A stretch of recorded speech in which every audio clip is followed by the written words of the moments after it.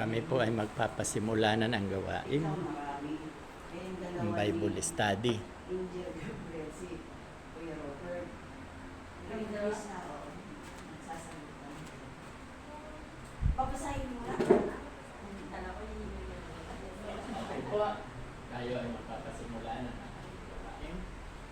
Pagmumunahan tayo ni Ana sa opening prayer.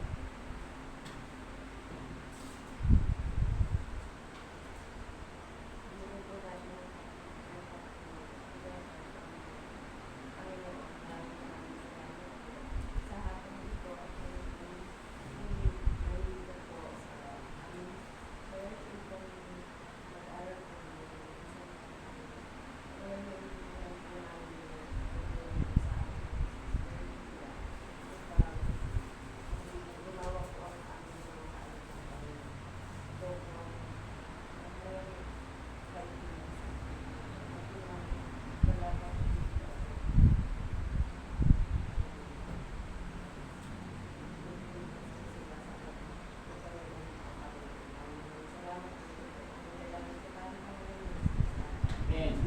Ngayon naman po ay handa natin ang ating mga sarili sa pakikinig ng salita ng Diyos. Sa pangunguna po ni Ate Liv. magandang hapon po sa ating lahat. Nakakatuwa dahil nandito si ate. Eva. Edna. Ay, Edna, sorry. Last time, ano kayo pinag-aralan natin? Hanggang ngayon para kong condition. Next time pala, be sure to bring your notebooks, your pen, dahil malagay ang ating pag-aaral. Friday na yan. Last Friday, Friday last na. January na ulit tayo mag-ibig. ano yung title natin? What does it mean to be a Christian follower? Okay, what does it mean to be a Christian follower? Ano daw ang kahulugan ng tagasunod ni Kristo? Di ba lahat naman tayo tagasunod ni Kristo? Amen. So lahat tayo ay tagasunod ni Kristo. Kaya na ang tawag sa atin ay Christian. Tagasunod ni Kristo. Ikaw, ang tawag sa atin ay Christian. Ha? So, ano yung mga napag-aralan natin? Number one, ano yung napag-aralan natin? Christ followers is and acknowledges the existence of God and His right to rule. Okay, mag-explain. Tayo daw po ay follower na ating Panginoon. Makikita daw po sa atin yung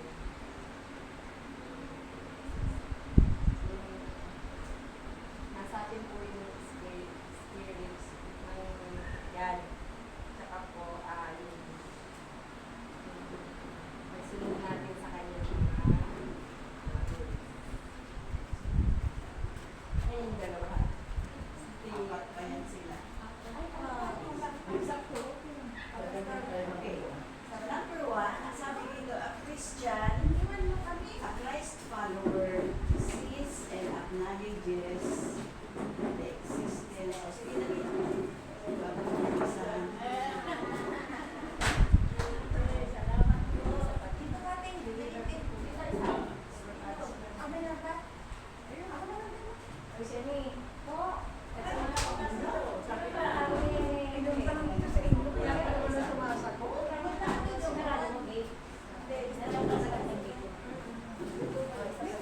Ayun.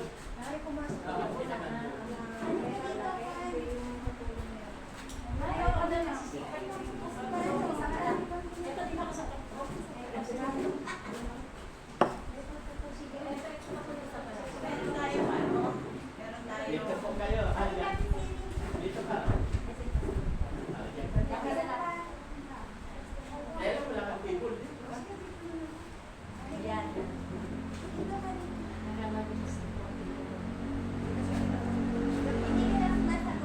Usap ko yan kanina, sige na. Hindi ko tayo na pumipili. Sabi ko yung kasama ko ni Siri. Sige, naunang naman ni Siri. Salamat sa Diyos at may visitor tayo. Ano po pangalan pangalan niya, Te? Ha? Javier. Liberty Javier. Salamat po dahil nakadalo kayo sa ating pag-aaral. Wala naman tayo pinag-aaralan na iba, hindi tungkol kay Kristo. Sino ba? Kilala niyo naman si Kristo. Alam natin na si Kristo ay Diyos. No? So, ang ating pag-aaral ngayon, ano daw ang kabulungan ng isang taga-sulit ni Kristo? Ang number one na pinag-aralan natin, review na lang to. Ang tagasunod ni Kristo ay alam niya na mayroong Diyos. Nakikita niya, nararamdaman niya na mayroong Diyos. Ate, nakikita mo ba ang Diyos? Hindi ba? Yan. Hindi. Oo. Bakit hindi natin nakikita ang Diyos? Sapagkat, sige, sapagkat ang Diyos ay Espiritu. Kaya yung mga larawan, hindi yung Diyos. Larawan na. So ang Diyos, walang larawan. Walang nakakita sa Diyos dahil hindi natin kaya yung kanyang kalindinan. Mamamatay tayo kaagad. Kung natatandaan ninyo, nanonood ba kayo yung kay Moses? Yung mayroong naglalagab-lab na puno. Ha? So ang Diyos Ama, nagpakita pero nakatalikod. Nakita ni Moses. Hindi siya pwede magpakita ng harapan ay makasalanan tayo. Hindi kaya ng ating kasalanan na i-contain yung kalindinan ng Diyos. So that's why we cannot see God because God is Spirit. Na? Okay. So alam natin, bagamat hindi natin nakikita ang Diyos, alam natin na may Diyos. Bakit? Sino gusto yung sumagot? Bakit alam natin na may Diyos? Dahil tayo, alam natin tayo may Diyos dahil nararamdaman natin yung kabutihan niya. Okay? Kung tayo mabuti rin, nararamdaman natin yun. Ano pa? Kaya po alam natin na may Diyos dahil po meron po tayo nararamdaman ng hangin, ng mga puno, ng mga ito. So, nakikita niyo pa ang hangin? Hindi po, pero nararamdaman. Hindi natin nakikita, pero yung haplos ng hangin, nafe-feel natin yun sa ating katawan, no? Kaya ba natin gawin yun? Hindi. Diyos lang ang ligawa noon. Ang mga puno na yan, gawin yan sa Diyos. Pagamat tayo ang nagtanim, kung hindi rin ng Diyos na patutubuin niya, hindi yan tutubo. No? So, yan ay tumubo dahil yan ay nais ng Diyos. Bakit? Bakit kailangan ng Diyos na patubuin niya? May makain tayo. So, ganun kabuti ang Diyos. Bukod doon, meron tayong buhay. Binigyan tayo ng Diyos na buhay. Kaya alam natin na may Diyos. Dahil ikaw ba na kaya mong bumuhay ng patay? Okay? No? So, once na namatay yan, patay na yan. Saan na lang natin talakayin ng patay? So, talagang mayroong Diyos. Kaya ang isang tagasunod ni Kristo ay naniniwala na nanampalataya na mayroong Diyos. Okay? So, ang Diyos, tatlo ang persona. Alam ko na ito ay natalakay na ni Pastor noong Sunday, no? Ama, Anak, Espiritu Santo. Iisang Diyos, tatlong persona. Sabihin ko yung persona. No? So, yung Diyos Ama, kailan yun siya nagpakita? Kailan siya nagpahayag ng kanyang balitang Diyos?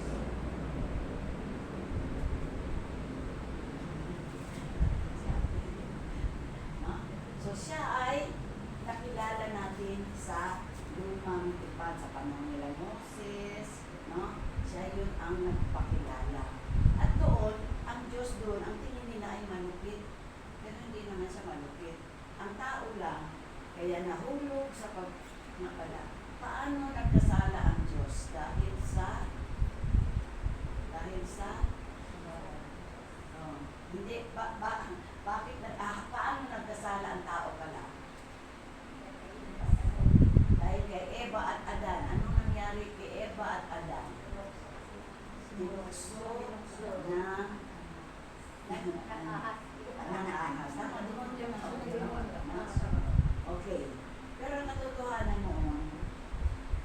kasalanan ng tao ay pagsuway.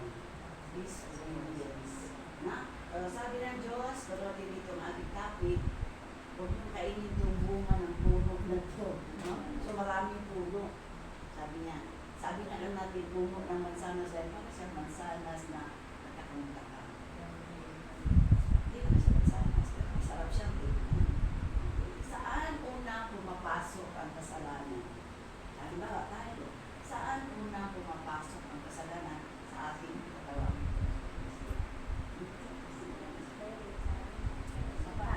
Sa mata. Kaya nakita ni Eva na masarap. Siguro sabi niya, ano ang doktor? Kasi magula, no? Tayo na, nabibighani talaga tayo sa mga prutas, mga pinang, mga bilog, pindag-pindag, para masarap-sarap kayo sa liwa. Doon, unang pumasok ang kasalanan. Kahit naman kayo sa mata talaga. Diba? Pag may nakita tayo, pwede na kayo sa isip natin, pero ang mata natin ang nauna. Diba? Oo. Kaya nga may mag-test. Dahil sa mata natin. Kahit hindi na nagsasalita yung mata, nakatingin na doon, alam mo na yun. No? Okay. So, ang kasunod ni Kristo ay alam, nararamdaman, at talagang ipinapahayag niya na mayroong Diyos at yun ang nag-rule, ang namamahala sa Kanya, sa ating pagkatao. Bawat isa sa atin, kung tayo ay isinuko natin ang ating sarili sa Diyos, sinurrender natin ang Diyos ang may govern sa ating pagkatao. No? Siya ang may control na sa ating pagkatao. Naniniwala pa kayo na kontrolado tayo ng Diyos? Hindi naman kinokontrol na tayo ay parang robot na hindi tayo ginawang robot. No? Bagamat mayroong will tayo na ganoon, ang Diyos, napakabuti, hindi niya tayo ginawang robot. Ang Diyos, ipinahayag niya ang mabuti. Ito mabuti, ito ang masama. Pili ka. Pag mabuti, alam na sa langit. Pag masama, alam nyo na. No? Sarili natin Yan, meron tayong free will to decide. Kaya hindi tayo ginawang robot. Ito mabuti talaga ng Panginoon. So sabi dito sa 1 Chronicle 29:10, it is important to acknowledge God's power over us. Tignan niyo ang buhay ng tao.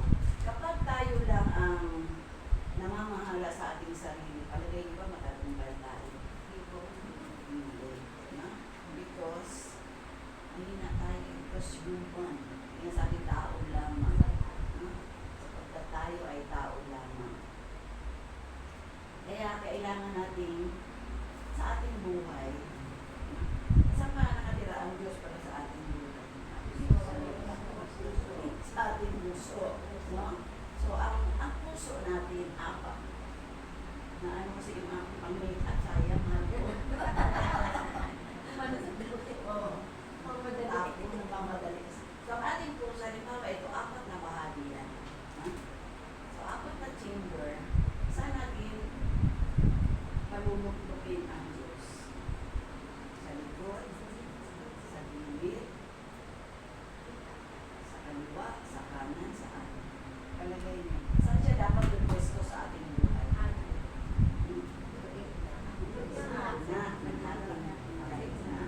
Dapat siya ang gitna. Dapat siya, kumbaga sa driver, ay kumbaga sa sasakyan tayo, siya ang driver ng buhay natin. Kasi kung tayo ang magdadrive, sigurado bang tayo lagi. Dahil, sabi nga, we fall short of the glory of God. Hindi natin naabot yung standard ng Panginoon. Bagamat tinuturuan na tayo, kahit naman tagasunod, simba tayo ng simba, di ba? Sino dito hindi nagkakasal? Naman eh. Magsinungaling ka na. Pag-isip ka na. Pag-isip ka na. Sa isip mo na. So, we eventually fall short. So, kailangan, God's power must be over us. Ano tayo makakakuha ng power ng Diyos? Pananampalataya. Tama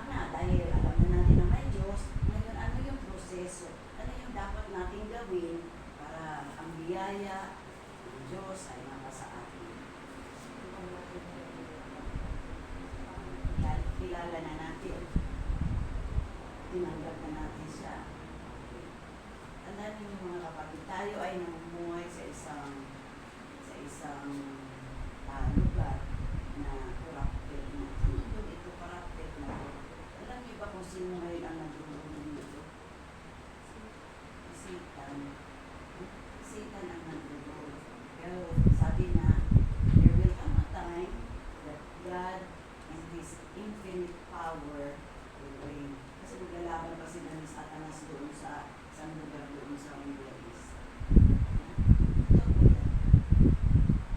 So paano tayo makakakuha ng power ni Jesus? Kasi mananampalataya na tayo, follower na tayo.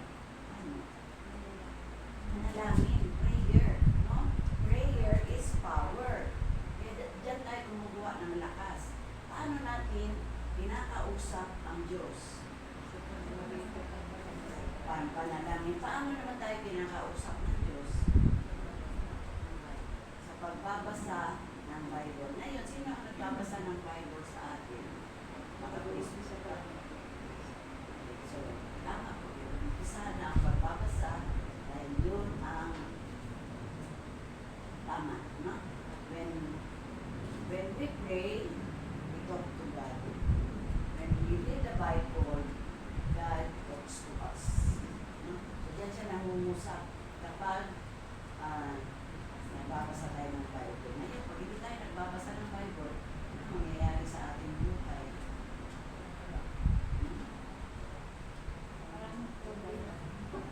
Oo, kaya maraming problema ang tao. No?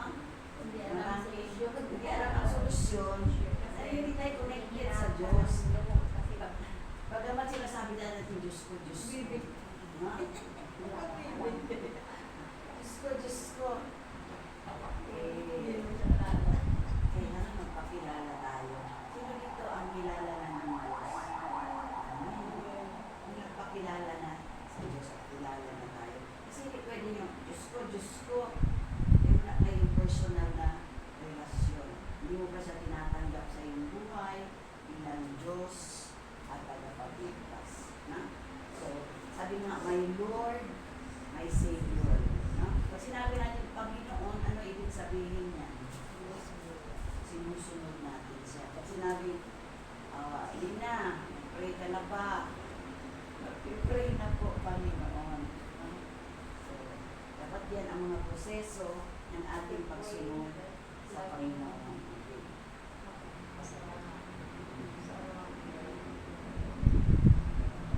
So, ang Diyos ang may control sa lahat ng bagay. Kaya nga noong bagyong, super bagyo na si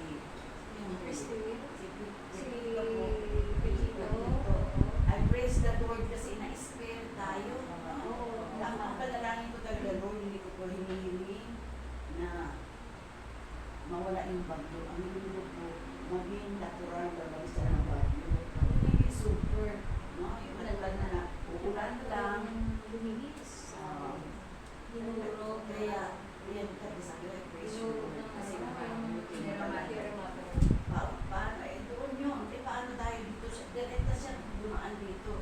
Kaya napagdaan dito, siguro, naligaw. Praise the Lord. Paano na natin yung dahil kita ko yung mga bubong. Nakakaalala yung mga bubong. Yung mga, yung mga bahay sa lakas ng hangin. Yeah. Sabi nga, natural disasters may occur at any time. No? We may lose our family at any point, and even the end times may occur at any point. On the other hand, blessings may occur in your life at times where we least expect it. Ang lahat ng mga mananampalataya, though hindi natin hinahangad na magpalain tayo ng Panginoon. Pero ang Panginoon ay patuloy na nagkakaloob ng pagpapala. Ikaw ate, anong pagpapala ang natanggap mo sa araw na ito? Parang sa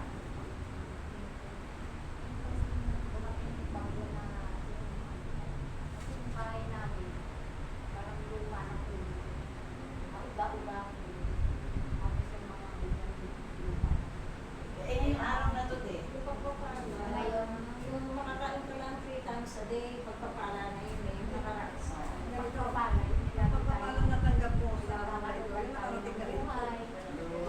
No? So, pag-ising natin sa umaga, nataglay natin ang buhay, ano dapat natin gawin? Salamat sa Ah, mga akala ko magkakape na tayo. Pasalamat kasi sa araw ito. Salamat tayo. Tama. Kasi every morning, panibang buhay. Panibagong kalakasan. No? Oo, maraming mga natulog na hindi na nagising. Pero huwag natin kalimutan manalangin, lalo na sa gabi. No? Sa umaga, yun yung pasasalamat at hihingin natin at ipanalangin sa Panginoon sa buong araw, ang araw na ito, nandiyon yung kanyang paggabay. Kasi natitisod tayo, natisod na tayo. Tama. Ang blessing ng Panginoon, mga kapatid, hindi lang kayamanan. Yung merong mag-peace of mind, kahit mahirap. Kasi sabi ng Diyos, I did not promise an easy life. Hindi siya nag-promise talaga. Hindi siya nangako ng easy na buhay. No? Kasi tayo, corrupted ng ating mundo, dadaan tayo sa mga hirap. No? Pagsubok, mga bagyo ng buhay. No? Pero, ang Diyos, tandaan natin ang Diyos nandito tayo sa palad ng Diyos. Bakit tayo nahihirapan? Kasi nagpapatihulog tayo. Nasa kamay na nga, gusto pang magpatihulog. No? Kaya hirap na hirap tayo. Kasi gusto natin ibitan pa ang Diyos sa ating mga yun, no? Maliit ang pananampalataya. Dahil gusto natin, kasi ang tao, ang ugali ng tao, hinipin. Gusto natin, ura-urada. Pag hiniling natin na, Panginoon, patubuin mo. Tatanin mo lang, gusto mo ka agad. Ano ba ito? No? Dahil ganoon, doon ka masusukatin ng Panginoon yung patience, ang iyong pananampalataya. Okay? So, tandaan natin, everyday, hindi nakakalimutan ng Diyos ang bawat isa sa atin na bigyan ng pagpapala. Lahat yan ay tumatanggap ng pagpapala. Ipapasalamat ba tayo kaagad? Oo. Bibigyan tayo ng buhay. Kaya nga sabi dito, life may appear to be going downhill, ibig sabihin pabulusok.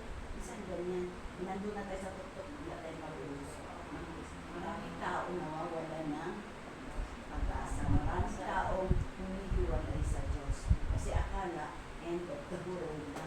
No? Hindi niya alam, yun ay pagsubok lamang. Ang sabi lang ng Panginoon, ang lahat ng pagsubok dinaanan ng lahat ng tao. Pero napakabuti ng Panginoon. Sa panahon na sinusubok tayo, nandyan siya, binibigyan tayo ng lakas para mapagtagumpayan natin. Paano tayo magtatagumpay sa panahon ng pagsubok? Ang gagawin natin? Mag-pray. Huwag natin kalimutan. Yun na nga kasi ang hininga ng Kristiyano prayer. Yun yung hininga ng isang Kristiyano. Kanina, tinanong ko kayo kung nagbabasa kayo ng Bible. Sabi dito, ang tagasunod ni Kristo, yung mga Kristiyano ay naniniwala sa lahat ng nakasulat sa Biblia. Na? So, ang Biblia, di ba sabi ni Pastor Dan, ang Biblia ay yung basehan kung paano tayo mamumuhay. Kung baga sa, halimbawa, kung sa washing machine, bumili tayo ng washing machine, yun yung Bible ang pinaka-instruction ng buhay natin. Doon tayo nagbibigay sa paano ba yan iikot o pag ganyan pala. Ganun pala. So, yan ang guide natin. Ang Bible. Kaya, huwag nating katamaran ang magbasa ng Bible. Dahil, pag wala ang Bible sa ating buhay, pag hindi tayo nagbabasa ng Bible, ano tayo aabante? No? Magiging stagnant na ang buhay natin. So, salamat na rin na lagi-lagi nagsisimba. Ano ang regalo ng Diyos sa atin? Buhay na walang hanggan. Yun yung greatest na gift sa atin ng Diyos. Ay na yung magpapasko. Tandaan natin ang Pasko, hindi ito ang exact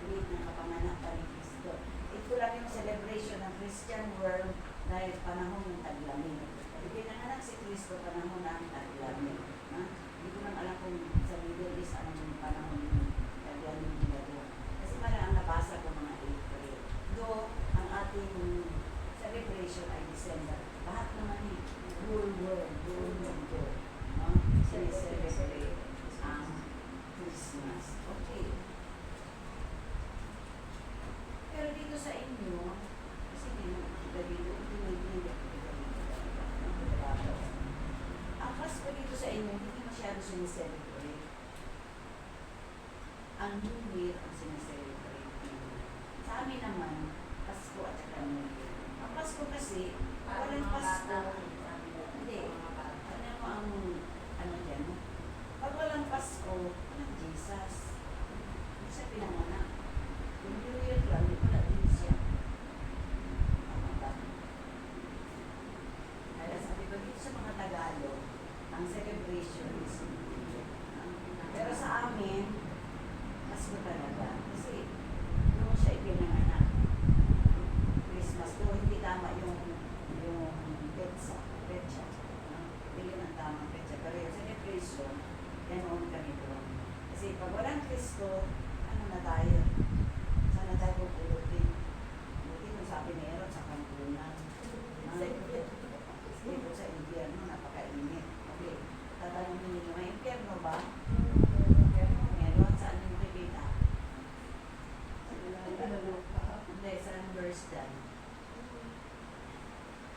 Mark 9, chapter 4. Sabi doon, ang impyerno ay isang dako na napakainit, naglalagablab. May uod, hindi namamatay ang uod. Ang apoy, hindi namamatay. Ang ihahagis doon, hindi rin namamatay. Kaya lang, pag may uod, papasok ka sa iyong sa lahat ng multas. So, may uod dyan eh. So, na-picture mo na. Kaya nga, ang sabi doon sa Bible, ang impyerno ay lugar kung saan nagnangalit ang higpit sa lahat ng mga inyaris. Paano ba ang nagnangalit ng higpit? Kung nagnangalit ang higpit, napakatinding sakit yun. No? At yun ay palahaw ka ng palahaw forever.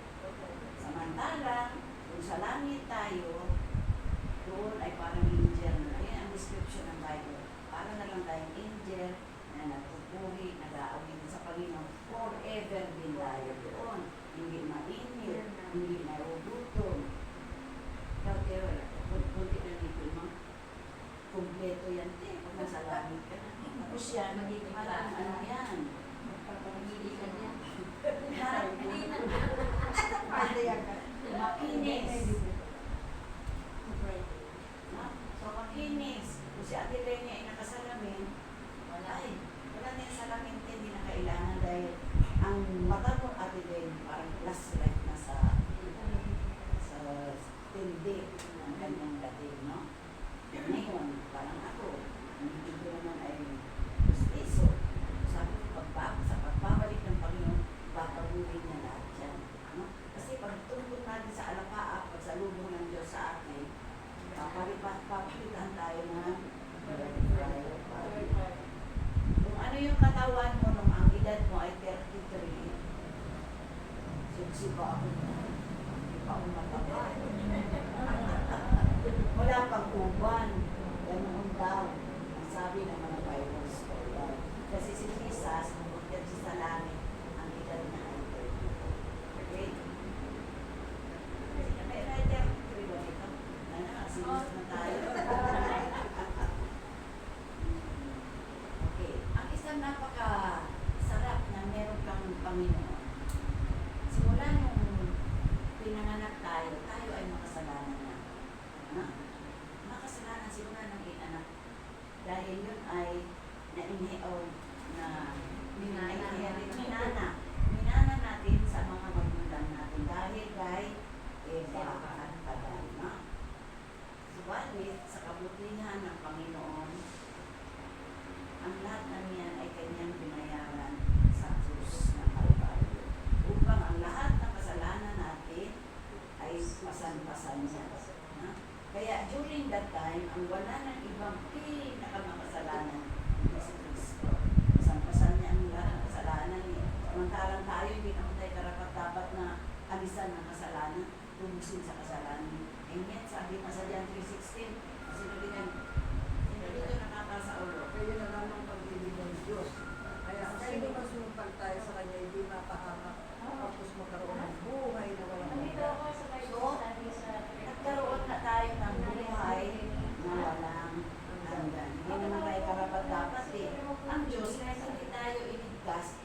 Diyos pa rin siya. Tayo, pag hindi tayo iniligtas ng Diyos, wala na. Ang impyerno, walang impyerno, walang aircon. Mainit talaga doon. Kaya bagamat, every now and then, nagkakasala tayo, but God is gracious. No? Sa bawat kasalanan na gagawa natin, siyempre may katapat na parusa. Paulan ka, sabi ng Panginoon, paulan. No? Inubo ka, sinipan ka. Sabi na huwag ka magtampisaw dyan sa baha at may leptospirosis. Gusto mo, pang-isa. Hospital ang inapos. So, tignan ninyo kung gaano. I-picture ninyo sa inyong sarili. Nung namatay si Jesus, ay papunta na sa krus ng Kalbaryo. Alam niyo ba yung sinutod sa kanya? Yung crown of thorns, yung crown na tinik. Yan. Namalalang siguro ito. Pag ini-dress daw yan sa ulo, yung tinik, lagos hanggang top. So, na-picture ninyo kung gaano masakit. And yet, tayo ay bilang tatawarin naman ng Diyos. Mabait naman ang Diyos. No? Tandaan natin, only God can deliver us from sin and evil. So, ang kasalanan ay napakahirap na kalaban. Dahil pag ikaw ay nagkasala na, turning back na yun, patuloy na yan. Hanggat hindi ka humihingi ng kapatawaran sa Diyos, hindi mo tatalikuran yan, wala, tuloy-tuloy ka na doon hanggang doon na sa eternal damnation. Okay? Tandaan natin tayo ay follower ng Diyos. So, reading the Bible, prayer, ano ba ibig sabihin pag sinabing, I am accountable of my brothers or sisters in Christ? When we say accountable or accountability, ano nga yung sinabi ko sa inyo? Last time? Hihilahin ko yung dila mo na sa dulo ng dila.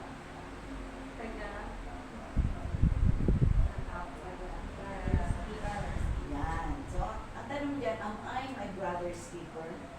Yes. May pakialam tayo sa buhay. Hindi ang personal na buhay ng ating kapatid daw ay pakialam doon. Hindi yung spiritual na buhay. Na?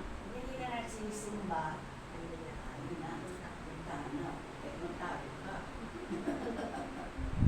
No? So we are accountable for each other. No? Yan ang bibig ng Diyos eh. Diba sa pagkakapatid, ganoon naman. Accountable. Saan yung kapatid mo bunso? Hanapin mo. No? Huwag mong sabihin na, ayaw mo nga siya, matigas ang ulo. Hindi. No? So we are accountable. Huwag yung personal na spiritual life ng ating mga kapatid. Actually, sabi ko nga, yung ating mga ginagawa sa buhay natin, ang deserve tayo na sa impyerno. Pero ganoon ang pamilya ang Diyos. No? Na sa panahon na tayo ay may problema, alam niyo ba yung footprints in the sun? Meron da, minsan daw naglalakad yung lalaki at saka si Jesus. Naglalakad sila sa dalampasigan. So pagdalawa, ilang paa yun, ilang footprints? Apat. No? So apat na footprints.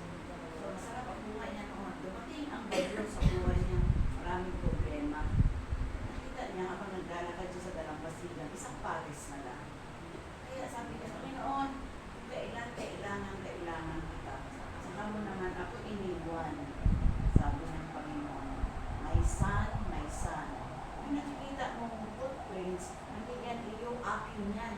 Sa panahon na ikaw ay may problema, may kabagabagan, may mga bagyo sa buhay, pasan kita. Pasan, sobra pasasyado. Okay? Ganoon ang Panginoon. Kung hindi nga sa God's intervention, pinakakawawa na tayo. Dahil we don't deserve this to happen to us. Yung eternal life, hindi naman natin deserve yan eh. Kaya lang ang Diyos ay mabuti. No? Kaya nga gayon. Ibig sabihin, for God so loved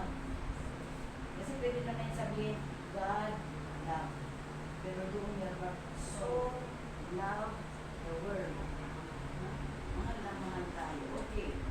Tatanungin ko kayo. Lahat ba ng tao ay anak ng Diyos? Hindi po. Hindi po. Sino yung anak ng Diyos lang? Mga nanampalataya po. Mga nananampalataya. Ibig sabihin, those who believe, those who surrender their lives and accept Jesus as their Lord and Savior. Yung nag-believe lang, hindi pa rin naman. Sabihin niya, oh, nananampalataya naman ako. So, hindi yan genuine.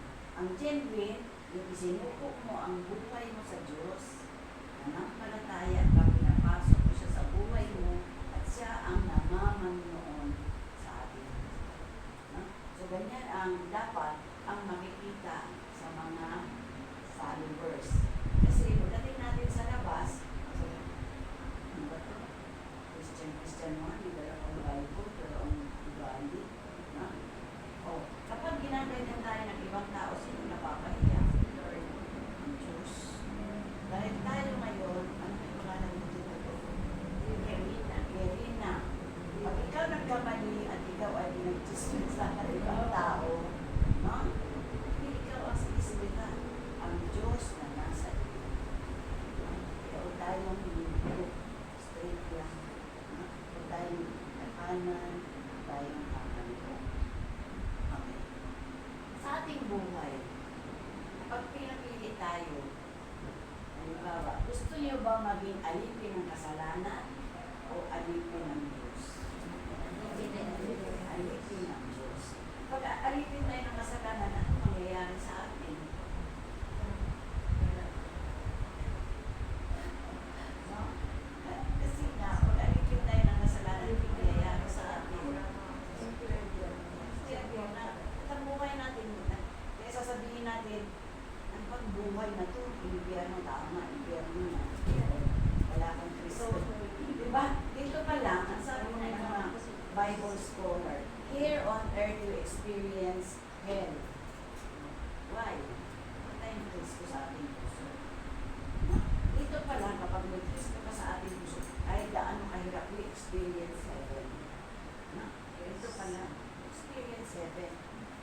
Dito pa lang mag-uumpisa. Heaven na. Pero kung sinabi nila, ay, yan itong buhay na ito, tama. Kaya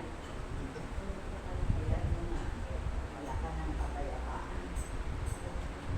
Okay. How do we fight sin? Paano natin nilalabanan ang kasalanan? Hindi ba nanali? Paano natin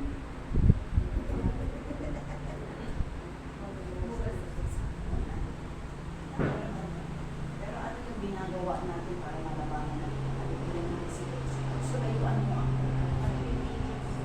pagpipigil sa sarili. Ano ba? Mamahal. Mamahal na langit. Kasi yan ang ating defense. Yan. Defense. Kaya na ako, nire-require ko yung mga tinuturuan ko naman sa ulo ng mga verses. Dito na yung mga sa ulo. Nakahaba. Yung mga verses na sinasaulo natin, magiging espada natin yan.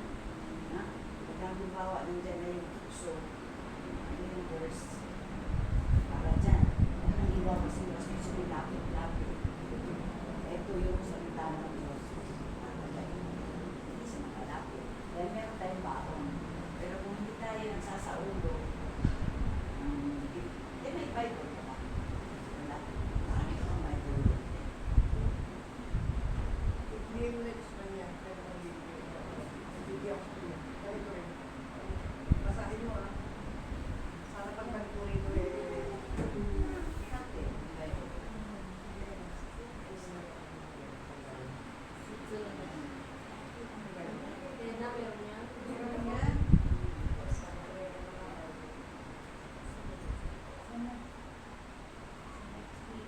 Okay.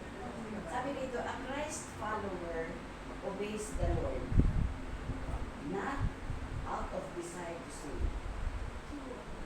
but because of what He has done on the cross. Okay?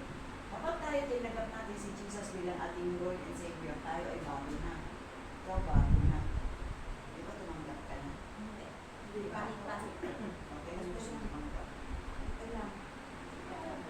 Saka nalaman dumating ang Diyos. Wait lang. Mamaya, pagkatapos natin, pwede ka na tumanggap. Ikaw, tumanggap ka na ito. Ayun na lang.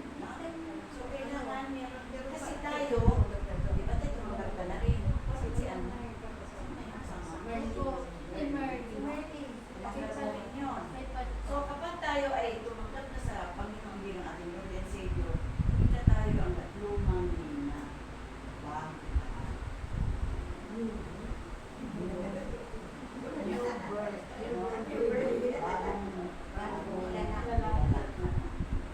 So, pagdating ng Diyos, sasabihin, o sino nito kanasunod ko? Yung born, hindi ka na, yung born, hindi ko tumanggap. Hindi ko tumanggap, pag-praise ako. Para pag-ibig na lang tayo kaagad. Wala namang bayad. Tandaan natin, ang Diyos, hindi ka rin naman makukulong. No? Yan ay libre. Libre, ipinagkakaroon ng Diyos. Hindi naman kami na mapagpatalubag lang. Kami ay mga mensahero ng Diyos. Natasan kami na ipahayag sa inyo ang salita ng Diyos. Kasi, pagdating natin sa langit, kayo din hindi na gagawin nyo sa inyong mga kasama sa bahay. At tanongin ng Diyos, ikaw, Lisa, anong ginawa mo? Ikaw ay nasa lupa pa. Ha?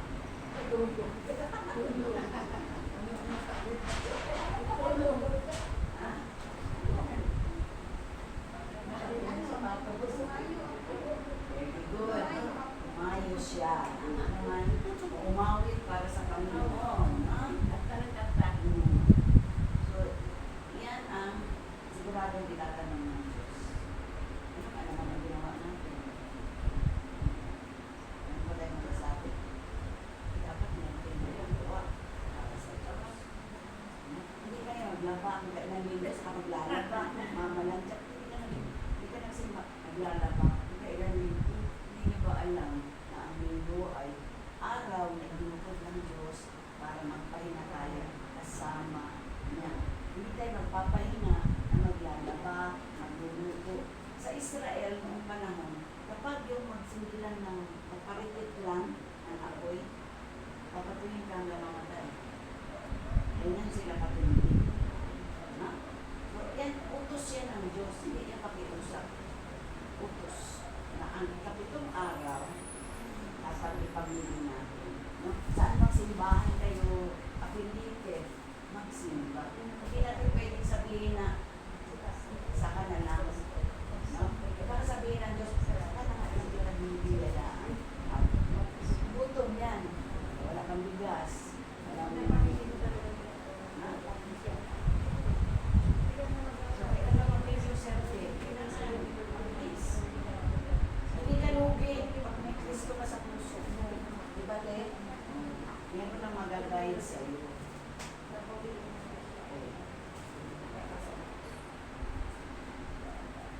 Sabi dito, obedience to God is an amazing journey. Kamangha-manghang paglalakbay. Katulad ni Abraham. Sabi ng Diyos, Abraham, pumunta ka doon sa lugar na yun. Hindi alam ni Abraham yung lugar. Pero siya ay sumunod. So, obedience is an amazing journey. Maglalakbay tayo sa lugar na hindi natin alam pa lang. Maglalakbay ka sa lugar na hindi mo alam na tinanggal mo na si Kristo. Meron ang pagkakain sa pero itutuloy na yung laglas mo. Bakit? Kasi kung sa ganyan naman tayo bago tayo Kristo kung saan tayo dalhin ng hangin, saan tayo anurin. Pero pag may Kristo ka sa buhay mo, straight, ha? At alam na natin na ang tutuloy pala natin ay love one another. Ha? Hindi tayo magsisiraan, hindi tayo magchichismisan, hindi natin ipagkanulo yung iba natin kasama. Sabi, love one another. So how do you love your neighbor?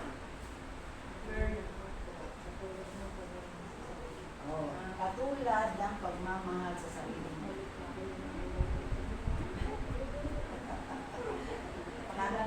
Makakantayin ko nga to si Ate Sel. Ganda boses niya, sister.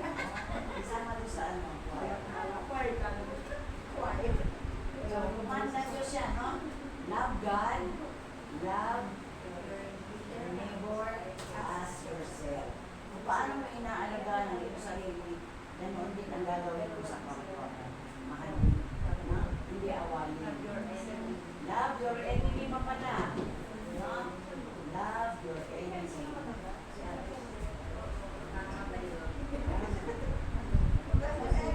Sino ba yung, bakit love your enemy?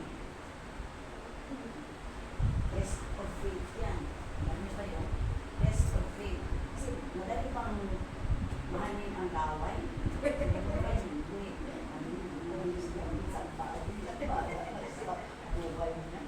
Sabi ng Diyos, love your enemy.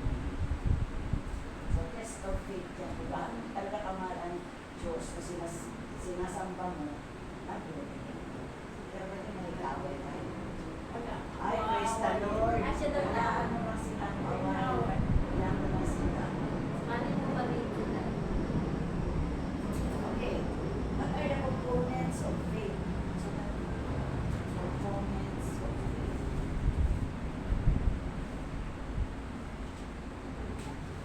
Grace. Mercy. Peace. Truth. And love. Ano? Kumupya ka na lang hindi ano. Grace, Grace, mercy, peace. peace, Truth and love. Bakit huli ang love? Bakit huli ang love? Pinaka-importante sinabi niya sa akin. Bakit mahal? Bakit ang love ang huli? Sapagkat mahirap bumibig sa kapwa. Kaya yan ang huli. Ha? Diba, madali mo nang ibigin ang iyong tao, siyempre hindi. Kaya na, nandiyan ang love. Huwag daw natin kalimutan. Grace, mercy, peace, truth. Yan ang kabuuan ng pananampalataya. Pagkulang, tamang mali. So, teke na naman yung sir.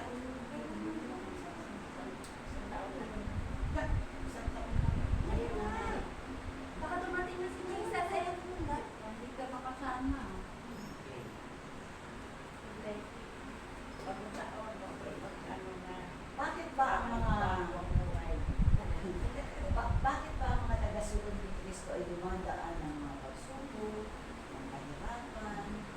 Kaya sa palagay niyo, Para lang tumibay ang pananampalataya.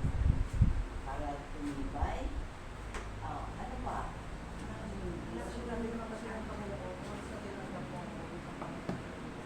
maraming pagsubok na pero hindi ka kaitiwan ng Okay. Para yan sa inyong personal na buhay. How about the others?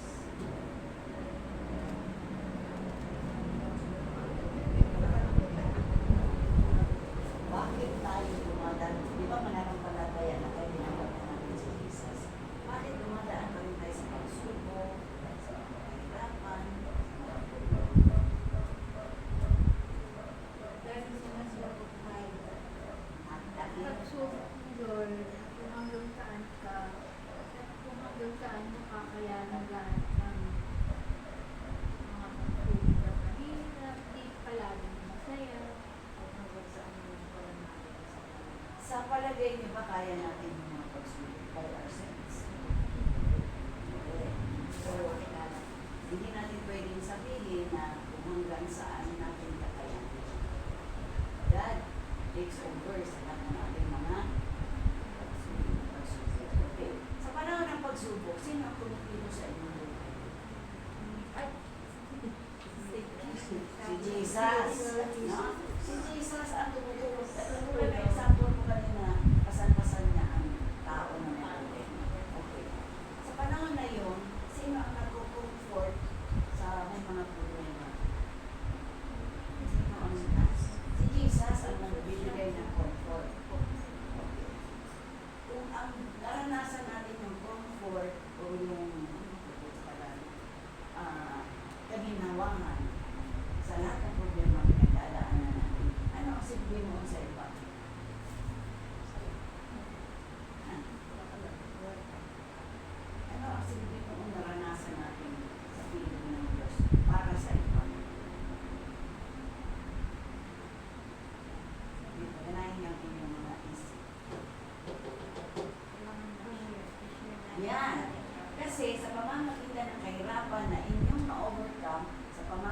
ni Kristo. Pero isi-share mo, ganito lang kadali ang gagawin ng dapat pag may mga problema.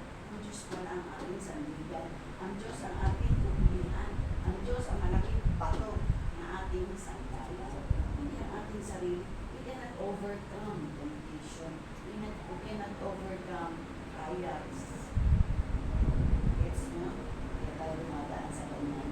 Kaya ang Diyos, gustong patunayan ng Diyos na kaya natin mag-share.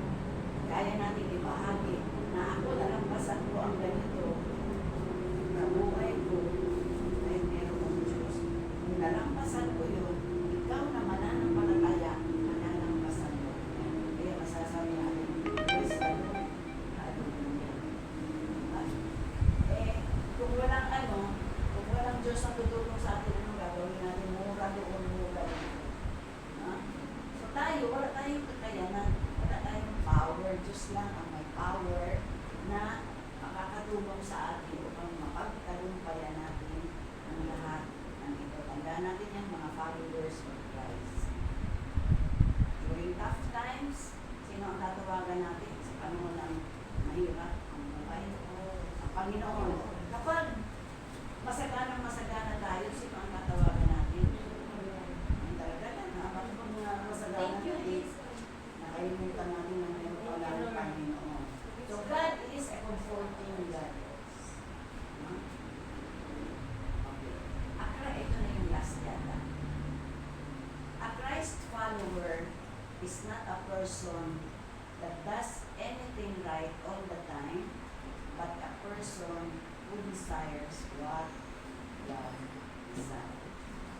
Ang tagasunod ni Kristo ay isang tao na gumagawa ng mga tamang bagay ay hindi ang tagasunod ni Kristo ay hindi tao gumagawa ng lahat ng bagay na tama sa lahat ng pagkakataon. Siyempre nagkakamali na. But ang desire natin o yung minimiti natin yung kalooban ng Diyos. Yan yung desire ng tagasunod ni Kristo. Hindi lang natin pinupuno ang ating puso sa lahat ng gusto natin. Hindi sundin natin yung nais ng Panginoon para sa atin. Later on, malalaman, ikaw ano ang desire ng Diyos? Ano ang nais ng Diyos sa buhay? Amen. Kasunod, ikaw po. Uy. Ano ang desire? O, tigap ko, ito lumaya. Palagay mo, ano ang desire? Ang nais ng Panginoon sa'yo. Paano ka ba niya minumon? Mayo, ikaw din. Living in.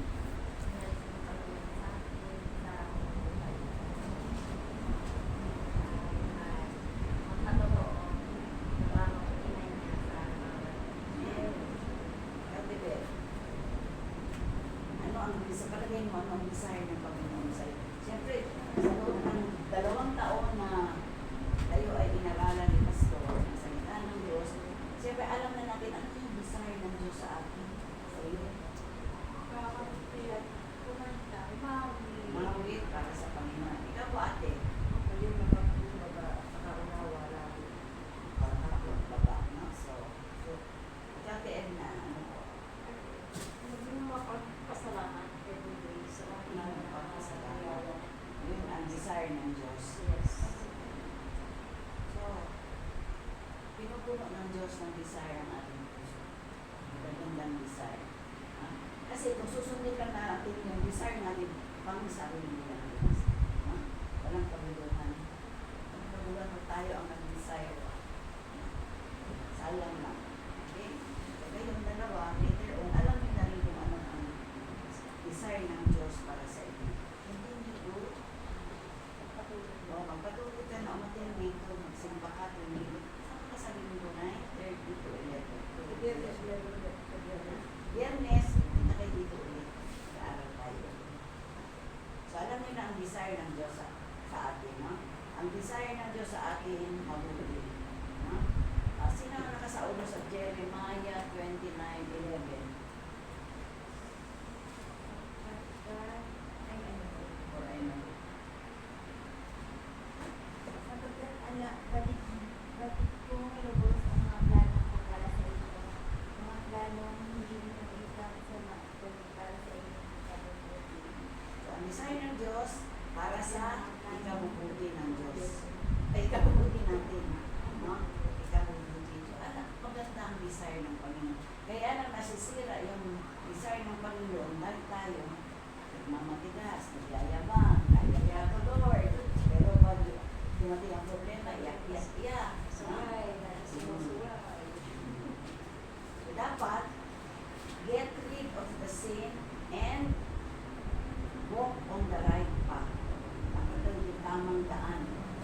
Jesus ang daan. Jesus is the way. Wala ibang dadaanan. Hindi ang dinaanan ni Kristo. Okay? A Christ follower is not a person that wins every battle. At taga-sunod ni Kristo, hindi na nanalo yan lagi-lagi. Ang mga pagkakataon na nadadapa, nalulugmok,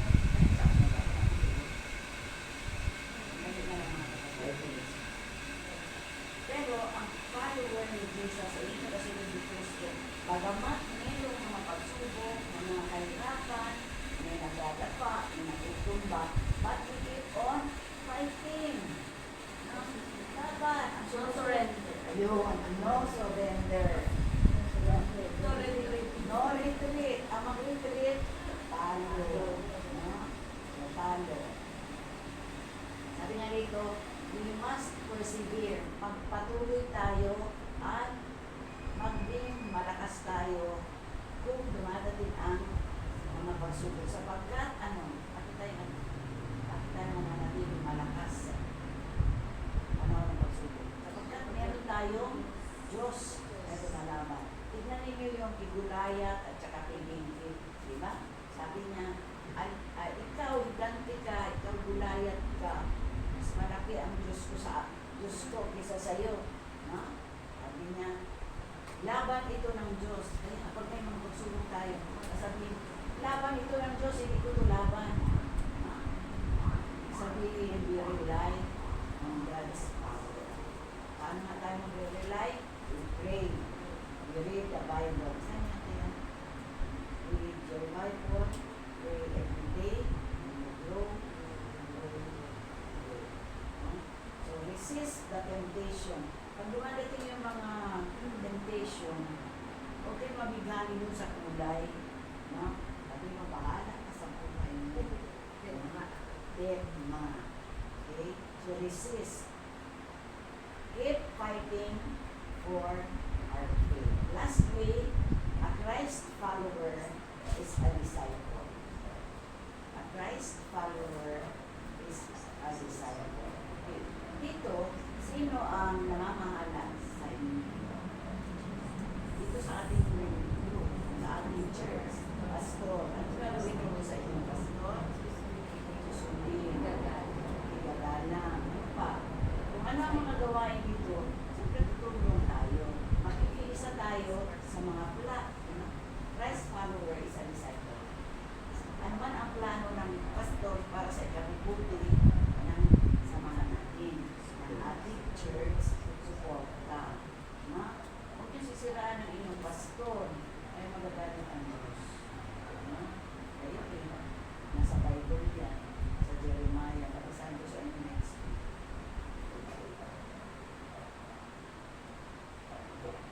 Ano naman ang trabaho ng disciple? Diba kayo mga disciples na kayo? Okay, kasunod ni Kristo.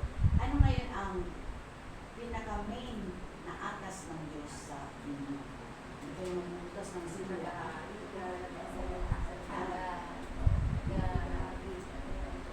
Okay, yan yung Great Commission. Kaya kayo dito nag-aaral, hindi para magbutas ng simula, like plastic yan, susugatan ang buhay ninyo.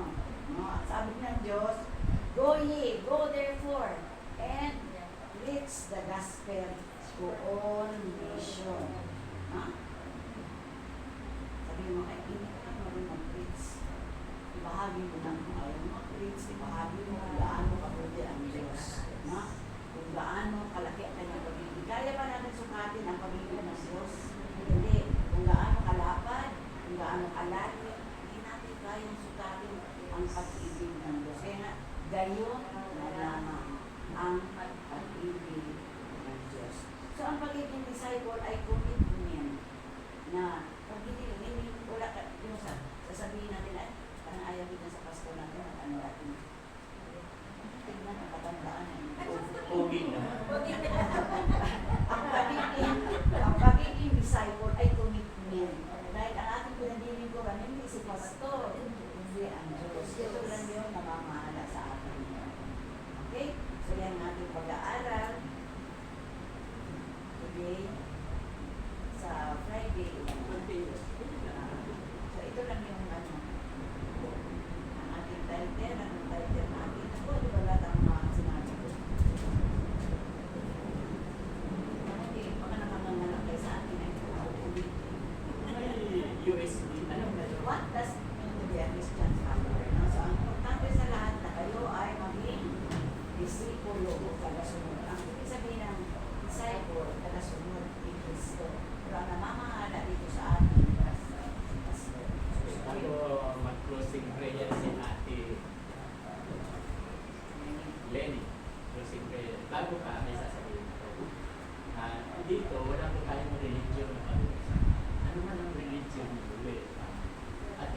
na pipilitin na dito kayo. Yung bukal sa inyo.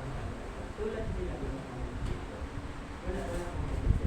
Ang salita ng Diyos na ang pag-usapan. Tatlo lang tinuturo ko.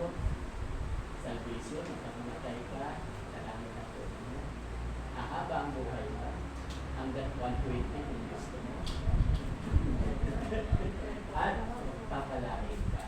Dahil hindi pwede, di ba sabi doon sa Jeremiah 29:11 na sinabi niya, for I know the plans I have for you, plans to prosper you and not to harm you, and with hope in a future. So, yan lamang po. Sige, Adeline, si Bridget.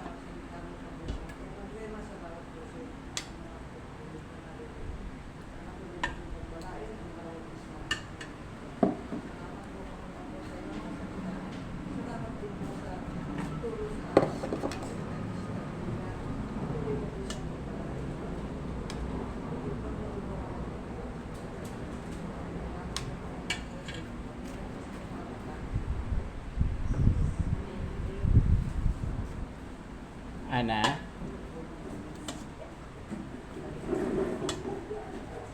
Ako, I'm full. Ay, lalagyan pa ng kwan. Kailangan parang Lalagyan pa nito. ano yan, Pastor? Sige po, Pastor. Ikaw na. Ikaw na maglagay. Dinisay ko masama.